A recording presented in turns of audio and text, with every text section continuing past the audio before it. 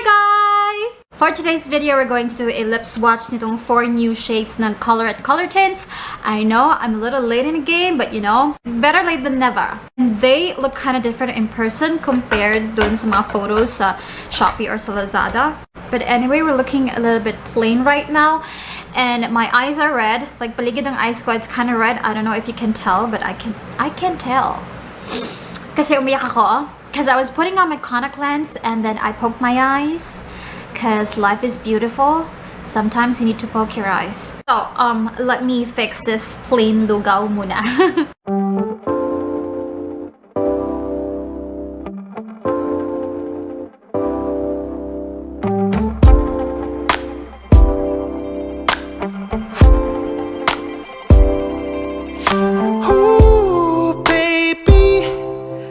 Like the world is on our side, nothing can bring me down tonight. And ooh, baby, when we're together, you and I, your touch sends chills down my spine. Alright, hey, I got a brand new love you. A new level, it's 7 on earth, on earth. I found an angel. Ooh, found an angel. Ooh, baby, people would travel far and wide just to see how your halo shines so bright. Ooh, baby, did you fall from paradise? Wherever we go, I'm on cloud 9, so high. Yeah. I got a brand new love you. Take me away, girl, to a new level. It's 7 on earth, on earth. I found an angel. Ooh, I found my angel. Come on, I found my angel.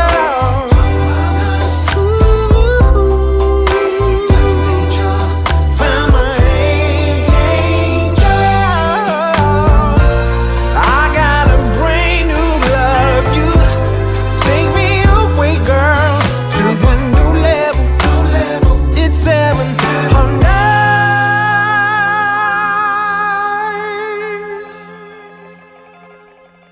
On earth.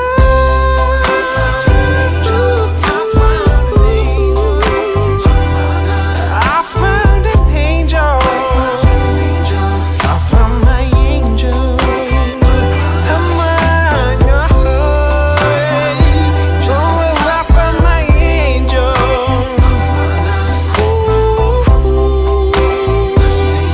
I found an angel. So it's time for me to swatch the new shades, you guys. And meron tayong 2 mattes and 2 fresh. And I feel like their major difference is yung fresh has a thinner formula compared to the matte ones. Okay, so unahin natin yung fresh. We have 2. First one is Isla. Oh no, Isla. Kasi mala Pilipino tayo. We have Rosa Mara.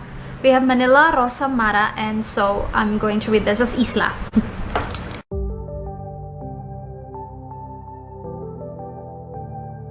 So this is Isla, pero like faded, and depends on your skin tone. If you're like fair, light to pale, this is definitely going to show up as a brownish nude. Although pag pumunta ka sa Lazada, sa Shopee, meron silang sariling description nila doon, but you know naman me, I describe colors the way I see them. So yeah, this is Isla Diffused.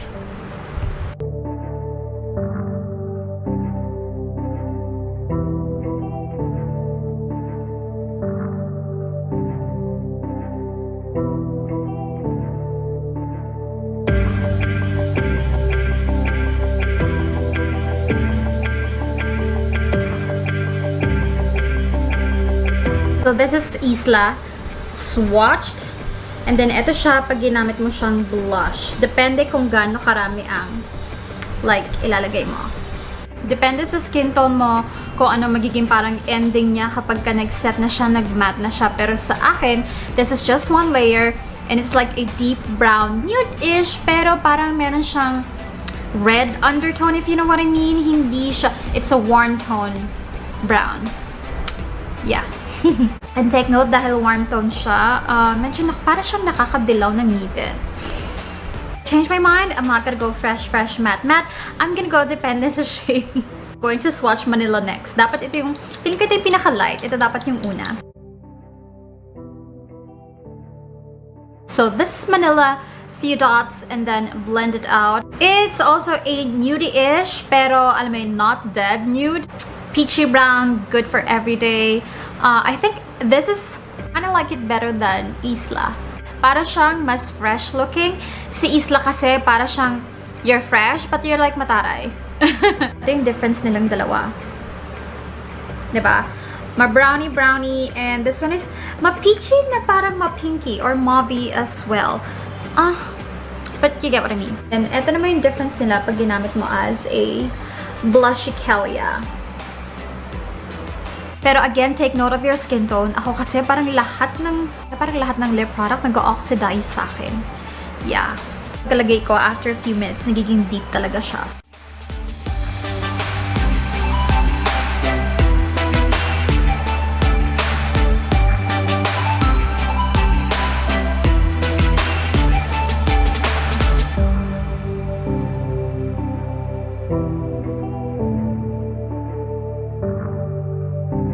Alright guys, so yeah, this is Manila.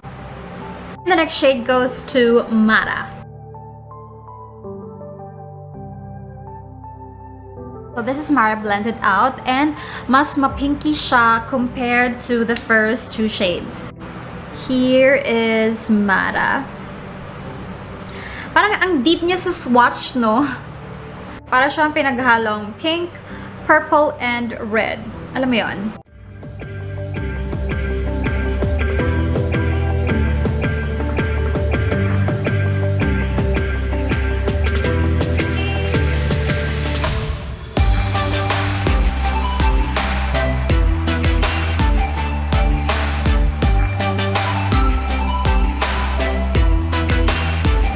Ito yung gusto ko sa mga Colourette matte line and then yung medyo deep is you can do overline para mas yung lips mo. But yeah, this is Mara and yeah, I'm pretty sure pag pinaghalo mo yung purple and pink with a little bit of brown, yeah, yun yung kalalabasan niya. That's the best way I can describe. Tingnan nyo na lang yung description ng Colourette sa Lazada and Shopee. Pero that's how I see it in person and on my skin tone. Again, ito yung difference nung tatlo. And ito naman, pag ginamit mo as a blush, putok na putok dye. Last but definitely not least is shade Rosa.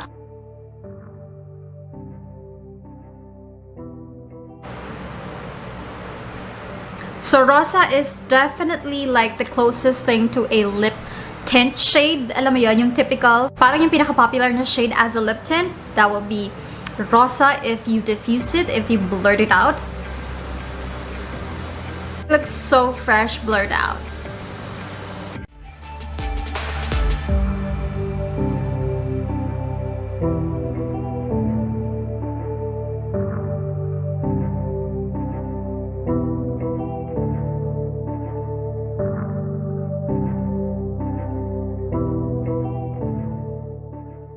Okay, so honestly, Rosa, on my skin tone in person, it looks like red, pero para siyang red na lagyan mo ng konting pink. So, hindi siya yung parang ruby woo red. Red with a little bit of pink and then add a little bit of brown. Ganon. Maroon-ish. Yeah. So, yeah, this is Rosa. But for my final look pang photo shoot, I want to try something different. I'm going to do an ombre of Isla and Rosa.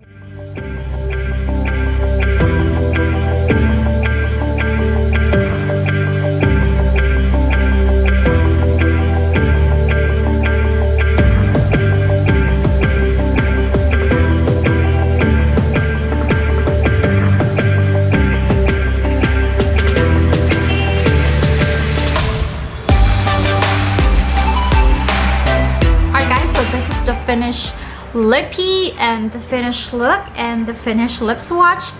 So last look at the 4 new shades. Eto sila, swatched. And then eto sila if you're gonna use them as a blush. Sorry for my butchered swatch. Sana nag-enjoy kayo for today's video, and kahit medyo late ako, I hope sa mga hindi pa nakakabili, you'll find this helpful. So yeah, that's it for today's video. Thank you so much, and I'll see you in my next one. Bye bye!